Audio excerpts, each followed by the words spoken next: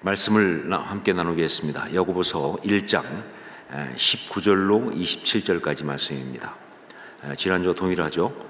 그 중에서 21절부터 25절까지를 한 절씩 교독하겠습니다. 야고보서 1장 21절로 25절입니다. 제가 먼저 21절 말씀 봉독합니다. 그러므로 모든 더러운 것과 넘치는 악을 내버리고 너희 영혼을 능히 구원할 바 마음에 심어진 말씀을 온유함으로 받으라. 너희는 말씀을 행하는 자가 되고 듣기만 하여 자신을 속이는 자가 되지 말라. 누구든지 말씀을 듣고 행하지 아니하면 그는 거울로 자기의 생긴 얼굴을 보는 사람과 같아서 제 자신을 보고 가서 그 모습이 어떠했는지를 곧 잊어버리거니와. 함께 읽습니다. 자유롭게 하는 온전한 율법을 들여다보고 있는 자는 듣고 잊어버리는 자가 아니요 실천하는 자니 이 사람은 그 행하는 일에 복을 받으리라. 아멘. 한국 속담에 부뚜막의 소금도 집어넣어야 짜다라는 속담이 있습니다. 들어보신 것 같으세요?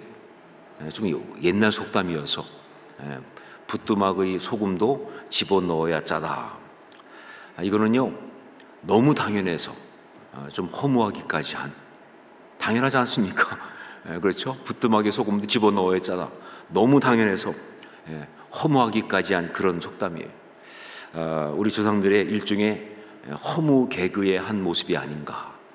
우리 조상들이 좀 그래도 그런 약간 좀 해악이 있으니까 일종의 허무 개그의 한 모습이 아닌가 생각합니다. 자, 그런데 사실 이 속담은요, 그러니까 너무 당연한 것을 가지고 그런데 그걸 안 하는 사람을 좀 비꼬기 위해서, 그래서 만들어진 그런 속담입니다. 그러니까 누가 모르는 진리를 알려주려고 만든 것이 아니라 너무 당연한 것인데 그런데 그렇지 못한 사람을 비꼬려고 그렇게 만든 그러한 속담이에요. 그러다 보니까 사실 이것은 나름 수준이 있는 속담이에요. 당연한 이야기를 하면서 당연한 것도 하지 못한 사람을 조롱하고 야단치는 일종의 고급 기술을 쓰고 있기 때문에, 그래서 나름 수준이 있는 그런 속담이다. 자, 그런데 참 안타깝게도 제가 이 속담을 언제 생각하느냐, 신앙생활 하면서 이 속담을 자꾸 생각한다는 것입니다.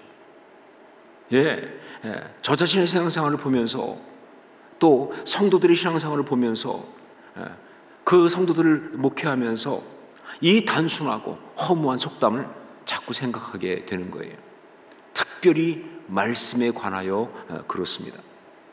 하나님의 말씀, 그 영적인 진리, 그것이 어느 때보다도 풍성하고 넘치는데 정말 부뚜막의 소금처럼 가장 가까이 와 있는데 정말 손만 대기만 하면 뭐 언제든지 받을 수 있고 늘 듣기도 하고 말이죠. 말씀이 너무 풍성한 그런 상황 속에 있으면서, 그런데 이 시대는 그 어느 때보다도 영적인 능력이 없는, 죄에게 정말 무력하게 당하고 있는, 마귀한테 판판이 깨지고 있는 그런 상황. 그래서 신앙의 아름다움과 감동을 거의 보여주지 못하고 있는 그런 시대이기 때문에, 그래서 이런 이 시대 사람들이 신앙 보면서 자꾸 생각나는 속담이 부뚜막의 소금도 집어넣어야 짜다 라고 하는 그 속담이 생각나는 거예요. 제가 지난번에도 한번 설교 중에 말씀드렸지만 또 칼럼도 썼지만, 말씀을 들으면 뭐하나 라는 그러한 정말 자도 섞인 그런 한탄도 바로 그런 맥락이죠. 말씀이 있으면 뭐합니까? 말씀을 들으면 뭐합니까? 말씀을 많이 알면 뭐합니까? 말씀을 읽으면 뭐합니까? 통독하면 뭐하냐 그 말이에요. 이런 어떤 상황들이 많기 때문에, 그래서 나오는 이야기죠. 자, 뭐가 문제냐? 분명 말씀이 하나님 말씀 맞잖아요. 이건 분명히 영적 진리입니다. 수많은 인생을 구원하고 그리고 정말 아름답게 변화시킨 그런 살아계신 하나님의 말씀인 것이 분명한데, 그런데 지금 우리한테 주어진 말씀이 바로 그런 말씀인데 지금 이 풍성하다는 그 말씀이 바로 그런 말씀인데, 근데 뭐가 잘못돼서 이런 안타까운 모습이 되는 것일까? 그 대답을 이 단순하고 허무한 속담이 또 정확하게 말해주고 있습니다. 그것이 바로 집어넣어야 짜다라는 그 말이에요. 집어넣어야 짜다라는 그 표현이에요. 소금이라고 하는 것은요, 정말 반드시 짜게 하는 확실한 거 아닙니까? 가짜 소금 아니에요. 진짜 소금입니다. 그러나 그런 소금이 아무리 부뚜막 가장 가까이에 정말 대기하고 있다 할지라도 그게 음식에 들어가서 작동하지 않으면 아무 소용이 없다, 그런 말이에요. 음식에 들어가서 작동하지 않으면 아무 소용이 없다, 그런 이야기라고요. 바로 이거죠. 특히 작동이라는 것. 이 작동, 영어로는 work라고 하는 말을 쓸 수 있어요. work. 바로 이게 중요한 것입니다. 영화에서도 그렇고요, 또 실제 생활에서 그렇고, 이 영어권에서는 이 work라고 하는 단어는요, 정말 중요한 단어입니다. 굉장히 의미 있는 단어예요. 결국 어떤 일이 되어지는 결정적인 것은 바로 이 work, 이것에 달려 있어요. 뭔가 정말 중요한 것을 위해서 모든 걸 다 준비해 놓고, 다 설치해 놓고, 필요한 거 다 집어넣고, 모든 것을 다 시도하고, 그러면서 이제 마지막에 이게 성공이냐 아니냐 할 때, 이게 성공이라고 보고할 때, 그때 나오는 표현이 바로 it works. it works. 작동된다. 이게 영어 표현에 많이 나오죠. it works. 작동된다 하는 것이죠. 그런데 그렇지 않은 경우, 정말 다 했지만 안 되고 실패할 때, 그때 나오는 표현이 뭐예요? It doesn't work. It doesn't work. 작동 안 돼. 그럼 끝이에요. 아무리 많이 준비해놨어도 It doesn't work. 정말 세상 없는 약을 갖다 집어넣었어도 It doesn't work. 그러면 안 돼. 끝난 거예요. 가장 허무하고 실패스러운 표현들이죠. 그리고 관건은 그거예요. work. 작동하느냐 안 하느냐, 그게 거기 들어갔느냐, 거기에 다 구비되었느냐가 아니라 진짜 중요한 것은 작동하느냐 안 하느냐. 여러분, 말씀도 마찬가지입니다. 아니, 말씀은 특히 더 그렇습니다. 아무리 많은 말씀에 대한 그러한 정보, 지식이 있어도 그것이 work, 즉 작동하지 않으면, 아니 신앙적인 정확한 용어로 말하면 뭐예요? 역사하지 않으면 그건 아무 소용이 없다는 것이죠. 그건 아무 소용이 없다. 야고보서를 통해서 야고보 장로는요, 참 신앙을 추구하면서, 그러면서 정말 우리 신앙이 진짜 신앙이려고 한다면 특별히 인격을 통하여 나타나야 한다는 걸 이야기하고 있어요. 그 신앙이 진짜 신앙이라면 인격을 통해서 나타나야 한다라고 이야기하고 있습니다. 그러면서 이 인격이라는 부분에서 우리 모두에게 해당하는 가장 실제적이고 뿌리 깊은 유혹인 분노, 그것에 대해서 이야기를 하고 있습니다. 분노, 그것을 다스려야 한다. 그래야 참 신앙이다. 자, 그런데 그 분노를 그러면 어떻게 다스릴 수 있을까? 분노는 모든 사람에게 있는 것이고 모든 사람에 해당되는 것인데, 그 분노를 어떻게 다스릴 수 있을까? 바로 그 대답으로 말씀을 이야기했습니다. 말씀으로 분노를 다스린다. 기록된 말씀만이 통제할 수 없이 솟아오르는 이 분노라는 감정을 다스릴 수가 있다는 거예요. 정말 기록된 말씀만이 그런 그 마귀의 유혹을 이길 수 있다는 거예요. 우리 예수님께서 기록된 말씀으로 마귀의 유혹을 이기신 것처럼 말이죠. 자, 그런데 여러분, 그런데 바로 이 말씀이 이렇게 분노를 다스리고 참 신앙의 아름다움을 지키고 이루기 위해서는요, 반드시 뭐예요? 그 말씀이 work, 즉 작동해야 돼요. 역사해야 되는 거예요.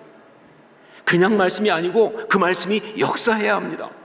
그냥 듣고 알고 지식으로 가지고 있는 그 말씀 말고 말이죠. 성경에 나오는 뭐 장절 외우고 뭐 이름 외우고 뭐 사건 외우고 뭐 용어 저렇게 섬기고 그런 거 말고 말이죠. 반드시 그 말씀이 우리 가운데서 역사해야, 그게 분노를 다스리고 유혹을 이기고 그 죄를 이기고 아름다운 신앙을 지키고 세울 수가 있는 것이다. 말씀이 역사해야 하는 거예요. 이게 중요한 거예요.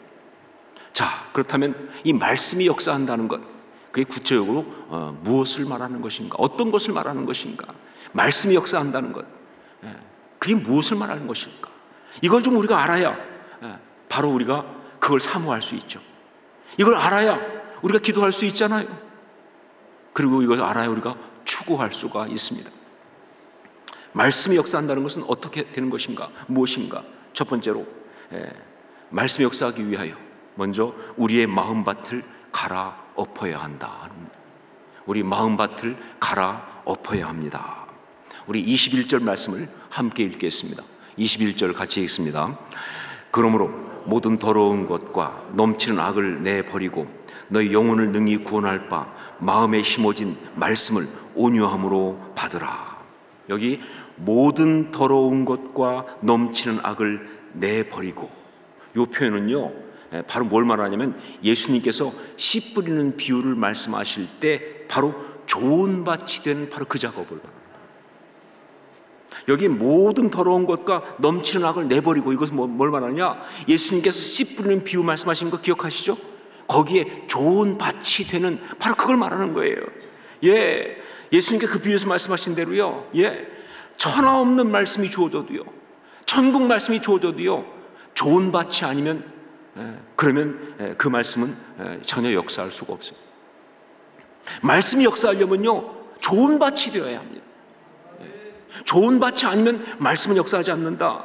기가 막힌 말씀을 다 뿌려놔도요, 좋은 밭이 아니면 그 말씀은 전혀 열매를 맺지 못한다는 거예요. 자, 그렇기 때문에 말씀이 역사하기 위하여, 말씀이 역사하는 그 첫 단계가 뭐냐? 바로 마음밭을 갈아엎어야 하는 거예요. 이 마음밭을 갈아엎어야 되는 거예요. 이 작업이 필요한 거예요. 거기에 있는 그 욕심과 편견과 아집과 자기 의라고 하는 돌을 다 집어 던지고, 여러분, 우리 마음밭에 욕심, 편견, 아집, 자기 의라는 돌이 깔려 있잖아요. 그거 다 집어 던지고 다 드러내고, 또 그다음에 우리가 그동안 익숙하고 나름 가지고 있어서 그 나름 굳어진 신앙은 이런 것이고 삶은 이런 것이고 이게 맞는 것이고 하는 어떤 굳어진 그 길가 같은 그 모든 걸 다 뒤집어 엎고 말이죠. 아무리 내가 익숙하고 아무리 내가 알고 있는 것이라 할지라도요, 그게 영원한 진리는 아니죠. 그거 뒤집어 엎고 걱정, 염려, 두려움, 그릇된 갈망과 야망이란 가시덤불을 뽑아버리면서, 그러면서 좋은 밭이 되게 해야 한다. 여러분, 이것이 바로 우리가 어쩌면 말씀 훈련을 받는 가장 기본적인 목적입니다. 여러분, 우리가 말씀 훈련 받잖아요. 가장 기본적인 목적이 뭐냐? 좋은 밭 만들기예요. 마음밭을 갈아엎는 작업이에요. 이게 말씀 훈련이에요. 말씀 훈련을 받을 때 바로 그 좋은 밭을 만들기 위해서 받는 것이다. 세 가지가 이루어지도록. 첫 번째가 뭐냐? 말씀의 권위를 인정하고 말씀을 사모하는 것. 좋은 밭이 되는 첫 번째가 뭐냐? 말씀의 권위를 인정해. 정말 그냥 어떤 글이 아니에요. 말씀이에요. 그냥 이야기가 아니에요. 하나님의 말씀이에요. 생명의 말씀이에요. 나를 살리는 말씀이에요. 그 말씀의 권위를 인정하고, 그리고 그 말씀을 정말 사모해야 돼. 성경에 보면 얼마나 많이 나옵니까? 말씀이 정말 꿀과 손금으로 달다고 그 말씀을 사모하는 찬송가에 나오지 않습니까? 정말 그 말씀 또 들려주세요. 정말 그 귀한 말씀 또 들려주십시오. 이게 진짜 말씀에 대한 우리 태도예요. 이게 좋은 밭이에요. 여러분, 그게 되어야 돼요. 그게 좋은 밭이 되는 거예요. 말씀에 대한 권위 인정하고 말씀을 사모하는 거예요. 아직 못하고 있는데 사실 제가 한번 해보고 싶은 게 뭐냐면요, 우리 교회도 성경 봉독할 때는 다 일어서서 했으면 좋겠어요. 말씀의 권위를 인정하기 위해서라도. 너무 의식적인 것 같아서 안 하고 있는데 언제 할지 몰라요. 여러분 마음의 준비하고 계세요. 제가 어떤 교회 갔더니 제 후배 목사님인데 성경 목통하는데 다 일어서서 하나님 말씀을 함께 받읍시다 그러는데 진짜 있어 보이더라고요. 뭐가 진짜 좋아 보이더라고요. 저렇게 하는 게 좋겠구나. 우리도 하여간 곧 그렇게 할 거니까 마음의 준비를 하시기 바랍니다. 말씀의 권위를 인정하는 게 중요해요. 그게 좋은 바지. 두 번째는 말씀 앞에 자신의 내면을 비추어 보고 말씀으로 자기를 제대로 파악해야 돼요. 좋은 밭이 된다는 게 뭐냐? 말씀 앞에 자기의 내면을 비춰봐야 돼요. 그리고 말씀으로 자기를 제대로 파악하는 거예요. 내가 얼마나 악한 자인지, 내가 얼마나 왜곡된 자인지, 내가 얼마나 이기적인지, 내가 얼마나 추한지 말씀으로 자기를 파악해야 돼요. 그게 정말 좋은 밭이 되는 거예요. 정말 참된 신앙의 사람들은요 다 말씀 앞에 자기의 어떤 그런 처절한 실존을 다 보는 사람들이에요. 그러나 정말 그렇지 않은 사람들을 보면요 자기의 내면이 얼마나 삐뚤어진지 잘 몰라요. 그래서 정말 대부분 사람들 보면요 자기가 진짜 맞는 줄 알아. 자기는 잘못한 게 없는 줄 알아. 자기는 항상 진리인 줄 알아. 말은 뭐 나도 틀릴 수 있지만 이렇게 얘기하지만 전혀 틀릴 수 있다고 생각을 안 해. 말씀 앞에 자기를 비춰보지 못하니까 말이죠. 여러분 좋은 밭은요 말씀 앞에 자신의 내면을 비춰보고 말씀으로 자기를 제대로 파악하는 이것이 바로 좋은 밭이에요. 그리고 세 번째 뭐냐?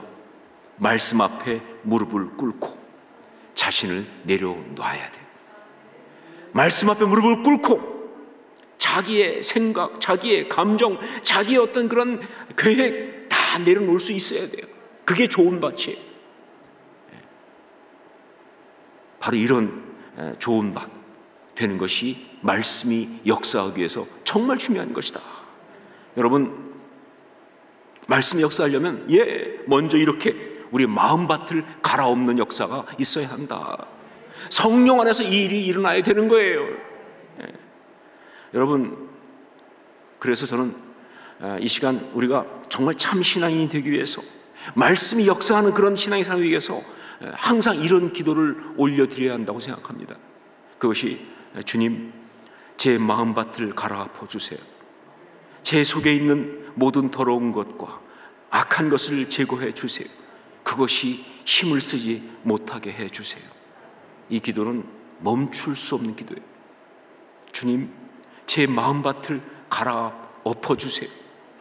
제 속에 있는 모든 더러운 것과 악한 것을 제거해 주세요. 그것이 힘을 쓰지 못하게 해 주세요.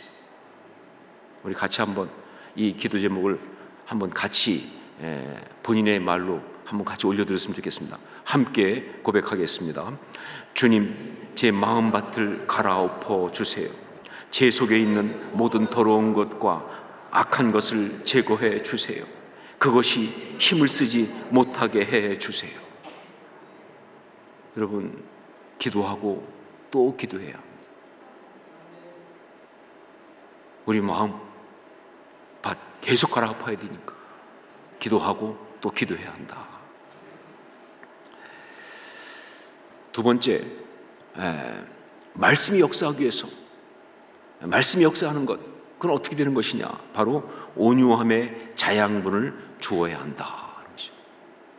말씀이 역사하는 온유함의 자양분을 주어야 합니다. 우리 21절 말씀을 다시 한번 읽도록 하겠습니다. 함께 읽습니다. 그러므로 모든 더러운 것과 넘치는 악을 내버리고 너희 영혼을 능히 구원할 바 마음에 심어진 말씀을 온유함으로 받으라. 너희 영혼을 능히 구원할 바 마음에 심어진 말씀을 온유함으로 받으라. 이게 무슨 얘기냐면요, 온유함으로 마음에 심어진 그 말씀에 자양분을 주어라. 온유함으로 마음에 심어진 그 말씀에 걸음을 주어라, 자양분을 주어라, 그런 말이에요. 여러분, 자 여기서 말씀하신 이 온유함, 이건요 정말 우리 신앙 인격의 핵심 가운데 핵심이에요. 네, 신앙인은 어떤 사람이냐? 온유한 사람입니다. 온유함, 이것은 우리 신앙 인격의, 특별히 신앙 인격의 핵심 중에 핵심이에요.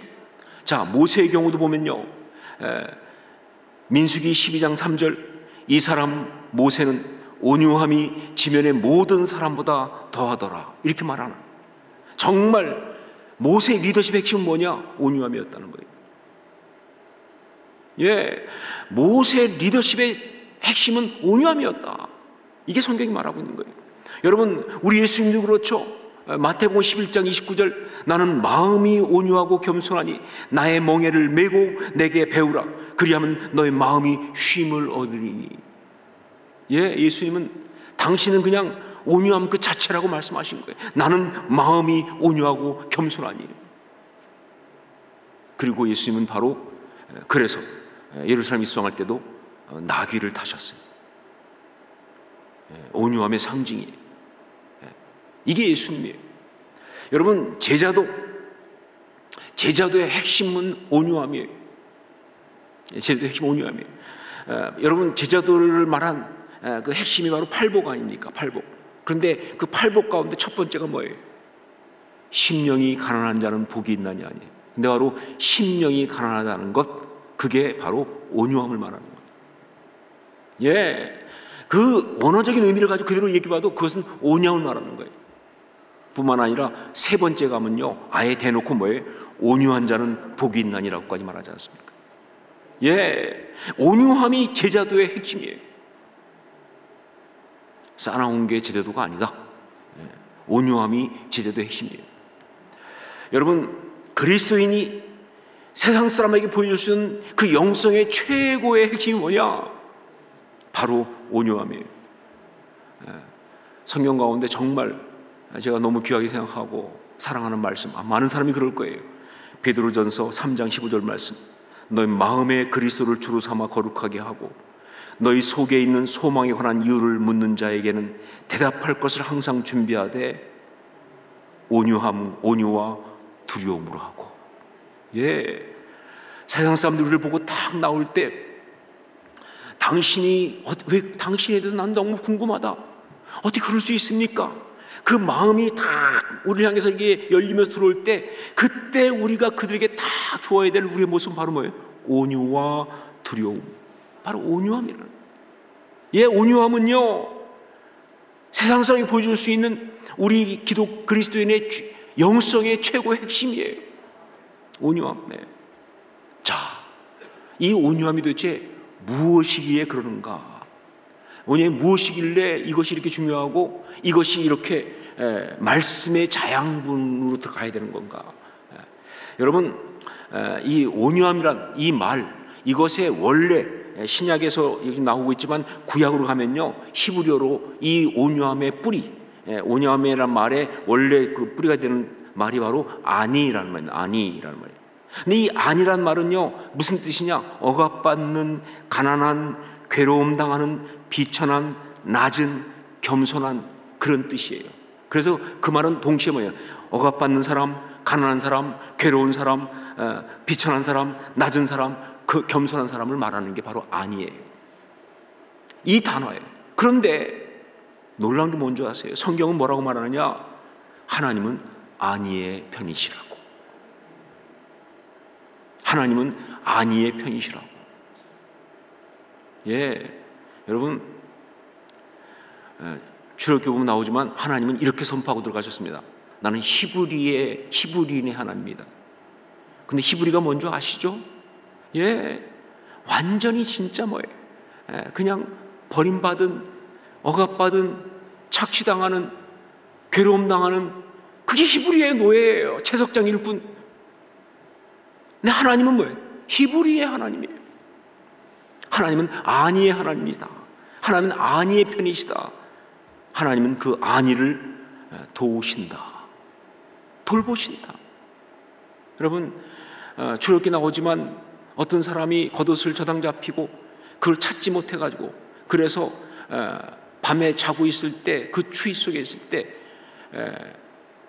하나님 말씀하시잖아요. 저녁 되면 그거 걷어 돌려주라고. 암만 돈 못 갚아도. 왜냐하면 그가 그 밤에 그 추위 속에 떨고 있을 때 나 하나님이 그걸 가만히 못 본단 말이에요. 왜? 하나님은 안위를 돌보신 분이기 때문에. 아무 이유 없어 그냥 고통받는 자니까, 비천한 자니까, 가난한 자니까 하나님은 그들을 돌보신다. 자, 그런데 놀랍게 바로 그 안이란 단어에서 온유함이 나왔어요. 무슨 얘기냐?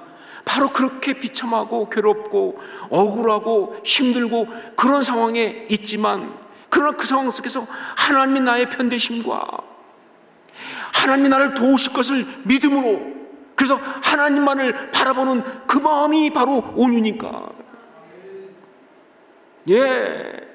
패배자의 마음이 아니에요. 그냥 뭐 비굴한 마음이 아니에요. 당장 정말 어렵습니다. 힘들어요. 나도 소리 지르고 싶어요. 하지만 말이죠, 이런 나의 이 아픔을 하나님이 아실 테니까. 그리고 나는 지금 하나님만 의지할 수밖에 없으니까, 아니 하나님을 의지하니까 하나님 보고 계실 줄 믿습니다. 하나님 당신의 손에 맡겨드립니다. 바로 그 믿음, 그게 바로 온유예요. 안위에서 온유가 나오는 비밀은 그렇습니다. 바로 그 온유함으로 말씀에 자양분을 줘야 되는 거예요.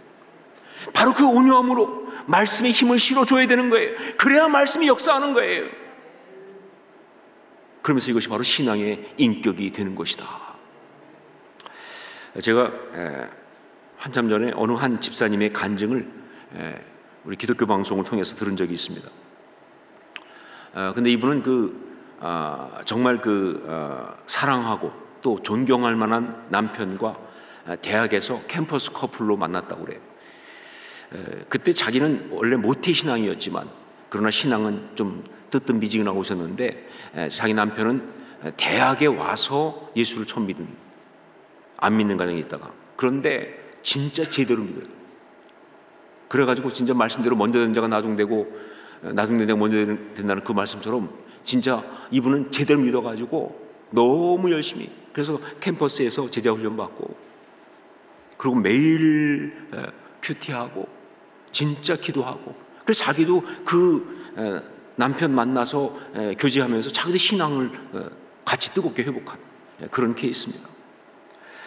그런데 이 결혼하면서 보니까 이 남편은, 이 가정이, 남편 그 집은 좀 돈도 좀 있고 그런 집인데 진짜 문제가 많은 집이에요. 일단 신앙이 없고, 부모들이 형제까지 다, 그리고 너무 세속적이고 아주 진짜 좀 많은 문제가 있는 그런.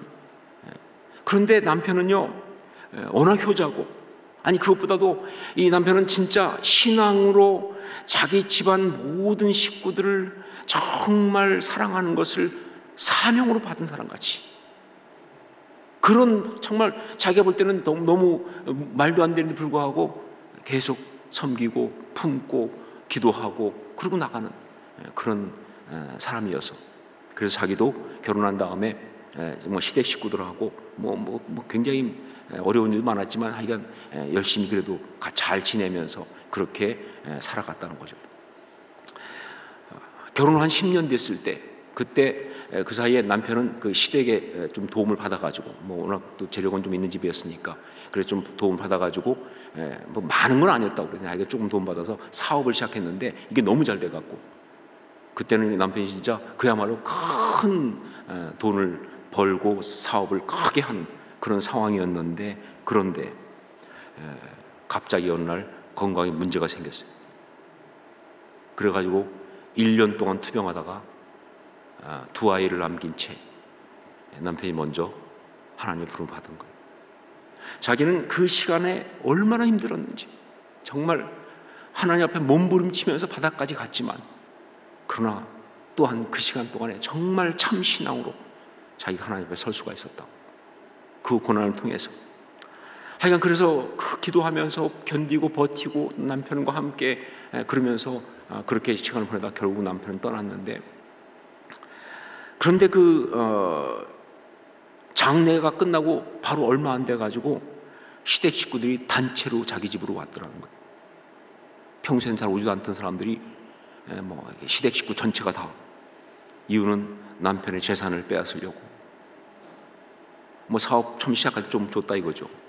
그래가지고는 시아버지가 갖고 와서 무슨 제안을 딱 내놓는데,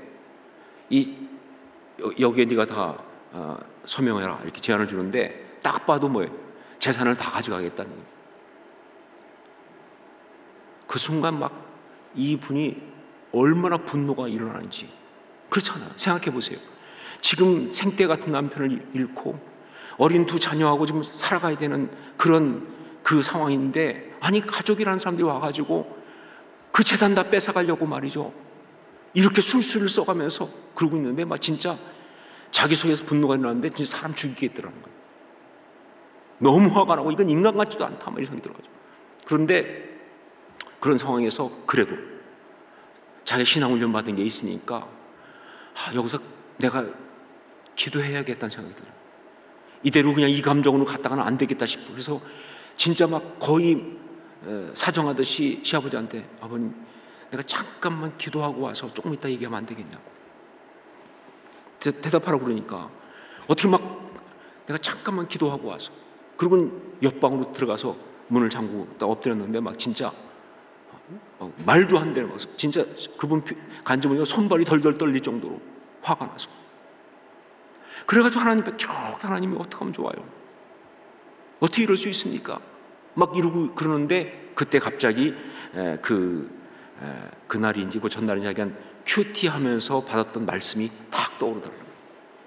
요한복음 13장 1절 말씀, 6월절 전에 예수께서 자기가 세상을 떠나 아버지께로 돌아가실 때가 이른 줄 아시고 세상에 있는 자기 사람들을 사랑하시되 끝까지 사랑하시니라.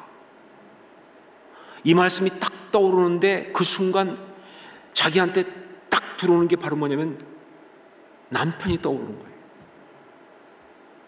세상을 떠나 아버지께 돌아가실 때가 이른 줄 아시고 세상에 있는 자기 사람들을 사랑하실 때 끝까지 사랑하시니, 갑자기 남편의 모습이 보이더라는 거예요. 이 땅을 떠나면서도 세상에 있는 자기 사람들을 사랑하되 끝까지 사랑하려고 몸부림쳤던 그 남편의 마음이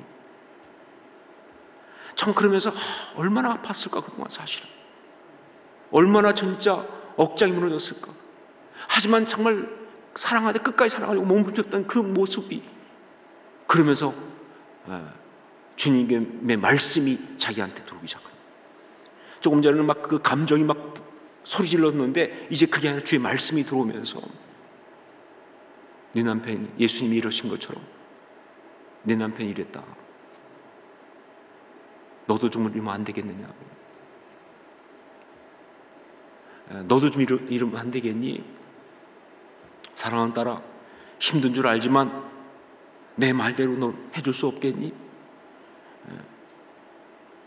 너도 내 남편처럼 그렇게 나를 신뢰하고 순종할 수 있겠느냐? 나한테 맡겨주면 안 되겠느냐? 나를 신뢰하고 말씀대로 따라가면 안 되겠느냐?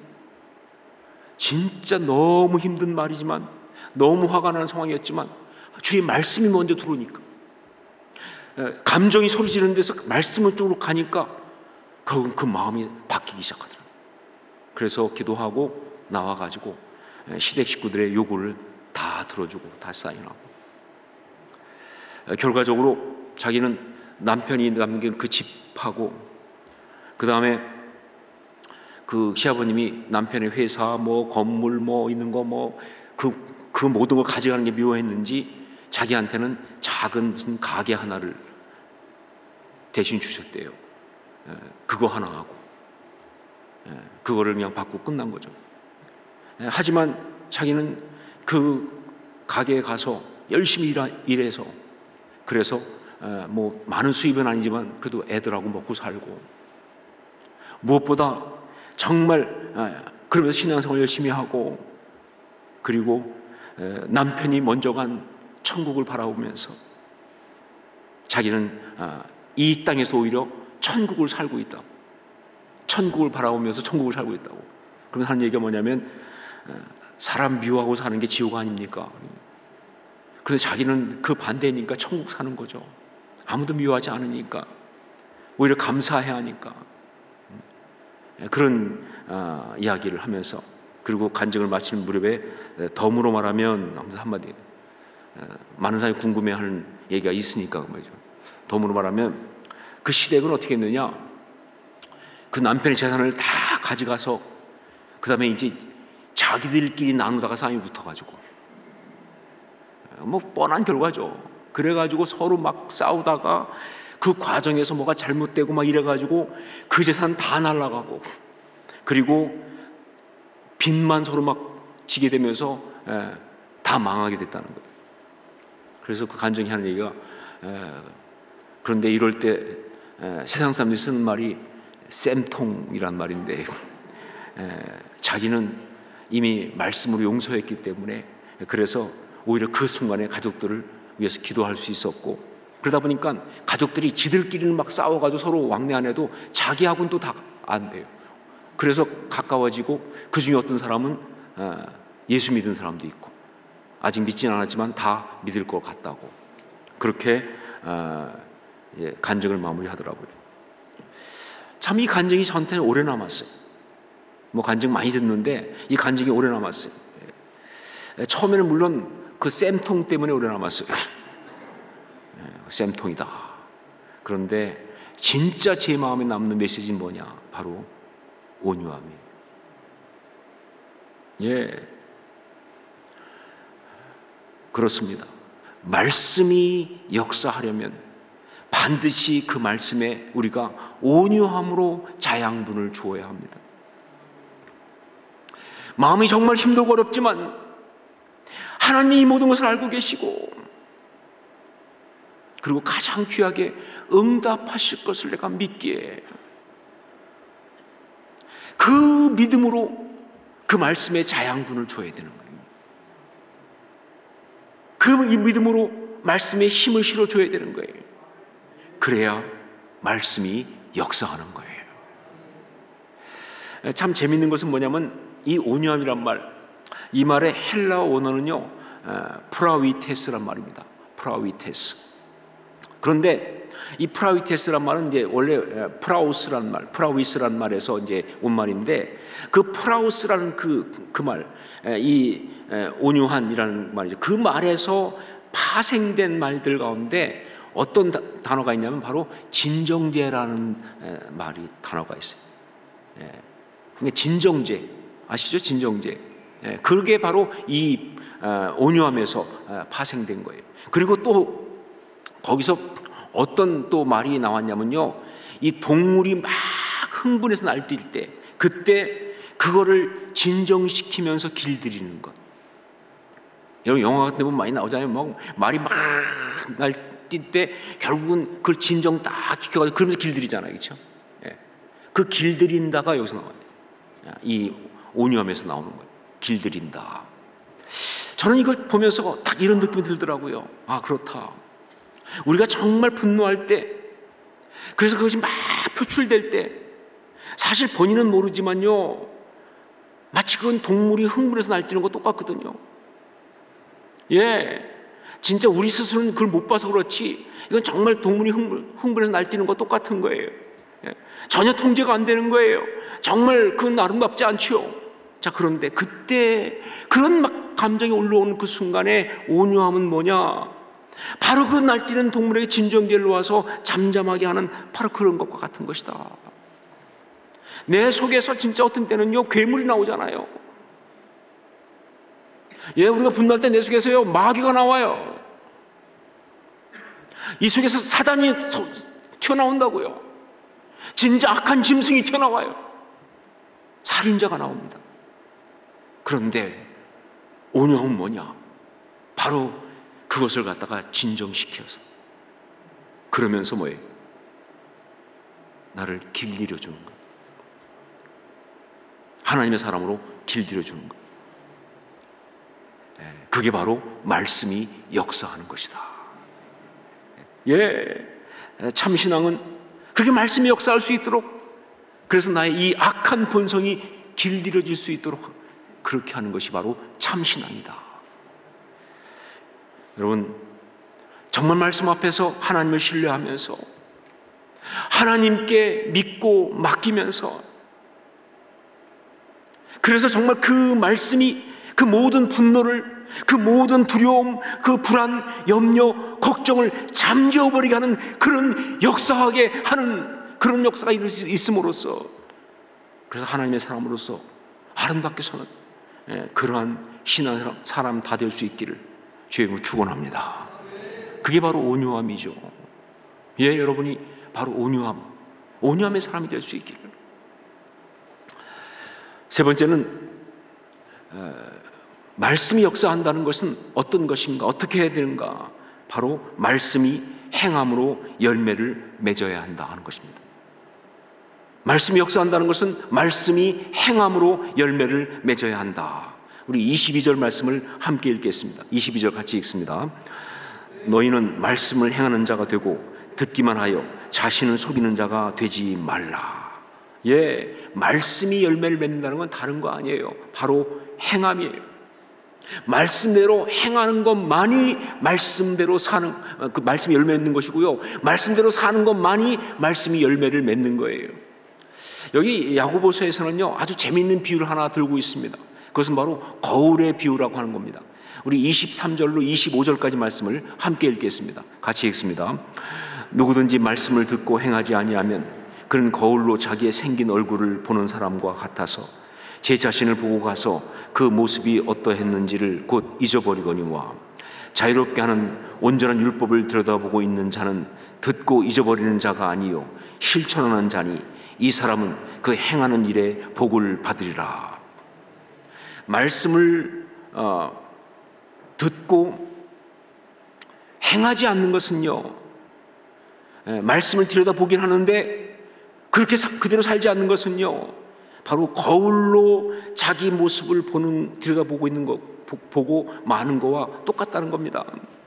예, 아무리 보고 알고 깨닫고, 뭐 말씀에 대해서 심지어 막 중간에 말씀 들으면서 아멘 복창도 하고 뭐 결단도 하고 뭐 그래도요, 말씀대로 행하지 않으면요, 마치 거울 속에 있는 나의 모습을 보고 그냥 마는 것처럼 아무 변화도 역사도 없는 어떤 그런 허상일 뿐이다, 그 말입니다. 참 하여간 말씀의 반응들 좋은 사람들 많아요. 뭐 제가 미국에서 목회할 때 어떤 교회 갔더니 막 특히 반응이 뜨거운 사람들, 그래서 막 이렇게 설교 들을 때 아멘 이 정도가 아니에요. 우리 교회는 좀 아멘이 좀 약한 편이잖아요, 그렇죠? 좀 반응이 좀 약해요. 뭐 상관없어요. 반응이 중요한 게 아니라 사는 게 중요하니까. 근데 진짜 거기 가면 막 반응이 진짜 막, 그래서 막 아멘 할 뿐만 아니라 막 말씀 듣다가 동의가 되면 갑자기 손을 들어 막 이렇게. 난 처음에 뭘 발언이 있으면 이럴 줄 알았어요. 그랬더니 그게 아니라 맞습니다, 좋습니다 뭐. 그리고요 막 은혜 받으면요 막 중간에 박수 쳐. 여러분 설교하다가 박수 받아보는 그 기분 아세요? 정말 괜찮거든요. 근데 그럼 뭐 하냐고요. 근데 미안한 건 그들이 그렇게 안 살아. 말씀의 반응은 끝내주는데 제가 들어보는데 그렇게 안 살아요. 그래서 더 짜증나는 거예요. 여러분 정말 말씀이 열매 맺으면요 뭐 아멘하고 박수치고 뭐 그게 아니고요, 말씀대로 행해야 되는 겁니다. 말씀대로 살아야 되는 거예요. 만약 그러지 않고 그냥 아멘만 하고 뭐 말씀 열심히 공부하고 읽고 뭐 또 그렇게 하고 그냥 살지 않는 것은 마치 거울로 자기 얼굴 들여다보는 것과 똑같단 말이에요. 아무것도 안 일어나는 거예요. 거울로 자기 얼굴 들여다본다고 뭐예요? 그건 허상이잖아요. 거기는 어떤 일이 일어나요? 그냥 내가 나를 그냥 한번 보다가 그냥 가면 없어지는 거예요. 제가 이 말씀 보면, 이 비유를 보면서 정말 좀 섬찟했던 게 뭐냐면요, 요즘 우리 상황이 갑자기 떠오르면서 그랬어요. 요즘 우리는요 영상으로 예배를 많이 드리잖아요. 훈련도 다 영상으로 하잖아요. 참 솔직히 말해서 아주 편리합니다. 그렇죠. 이렇게 힘들게 올 거 없이. 성도들 중에서 지금 그런 분들 많이 얘기하더라고요. 이제 솔직히 말해서 주일날 뭐 그냥 교회 가려고 그러면 막 애들 챙기고 막 하고 막 어려운데, 그냥 지금은 영상 드리면 그냥 그럴 거 없이 그냥 바로 그냥 그 난 곳 모습 그대로 그냥 거실에 다 모여가지고 그냥 이동거리 짧고 예배 딱 드리고, 그 예배 드렸으니까 뭐 하여간 편리해요. 그런데 진짜 무서운 게 뭐냐면요, 그렇게 편리한 거에 익숙해진 것뿐만 아니라 그러면서 하나님 말씀에 대해서도 영상을 보는 것으로만 그냥 끝나버리는 그런 게 될까 봐. 여러분, 우리 영화 많이 보고 뭐 기가 막힌 영상 많이 보지만 아 좋다 그러고 끝나지, 그것이 내 삶의 역사가 된 사람이 많이 없잖아요. 근데 그렇게 될까 봐 이게 문제예요. 옛날에 가장 안타까운 신앙을 표현할 때 뭐라고 했냐면요, 성전 뜰만 밟고 갔다였어요. 그렇죠? 성전 뜰만 밟고 갔습니다. 요즘은 그거보다 훨씬 더 안타까운 용어가 나왔어요. 영상만 봤다예요. 뜰도 안 밟았어요. 영상만 봤다. 여러분, 절대 안 되죠. 그건 아니죠. 그건 말씀이 역사한 게 아닙니다. 예, 행함이 돼야죠. 삶을 살아야죠. 말씀대로. 예, 말씀이 열매를 맺으려면 반드시 말씀대로 행해야 되는 거예요. 말씀이 행함이 되어야 되는 거예요. 그리고 뭐예요? 그 말씀이 삶이 되어야 되는 거예요. 이게 말씀이 열매를 맺는 거예요. 이게 말씀이 또한 역사하는 것이고, 여러분, 그래야 우리의 신앙이 참 신앙이 되고, 우리의 인격이 참 신앙의 인격이 되고, 우리가 온전한 신앙이 되는 것이다 하는 얘기죠. 그죠? 말씀이 역사하기를, 이 찬양의 가사가 계속 제 마음속에 맴돕니다. 그러면서 저는 기도합니다. 주님, 제 마음이 가장 힘들 때 그때 말씀이 역사하게 하옵소서. 제가 가장 외로울 때, 가장 불안할 때, 그리고 무엇보다 제 안에 분노가 솟아오를 때 그때 말씀이 역사하게 하옵소서. 여러분, 이건 바로 우리의 기도 제목이 되어야 한다고 생각합니다. 우리가 정말 이 마음을 가지고 한번 같이 또 이 제목을 가지고 함께 고백해 봤으면 좋겠습니다. 같이 우리의 제목으로 한번 같이 올려드리겠습니다. 함께 고백합니다. 주님, 제 마음이 가장 힘들 때 그때 말씀이 역사하게 하옵소서. 제가 가장 외로울 때, 가장 불안할 때, 그리고 무엇보다 제 안에 분노가 솟아오를 때 그때 말씀이 역사하게 하옵소서. 예, 이것이 바로 우리가 끊임없이 드리는 제목입니다. 주님, 제 안에 말씀이 역사하게 하옵소서. 특별히 제가 너무 불안할 때, 제가 외로울 때, 제가 두려울 때, 무엇보다 제가 분노할 때 말씀이 역사하게 하여 주시옵소서. 이 기도를 드려야 할 수밖에 없습니다. 드려야 합니다. 그러면서 정말 아름다운 신앙의 사람들이 다 되실 수 있기를 주의 이름으로 축원합니다. 이 시간에 우리 찬양을 드리고 이 제목 가지고 같이 기도하는 시간을 갖겠습니다.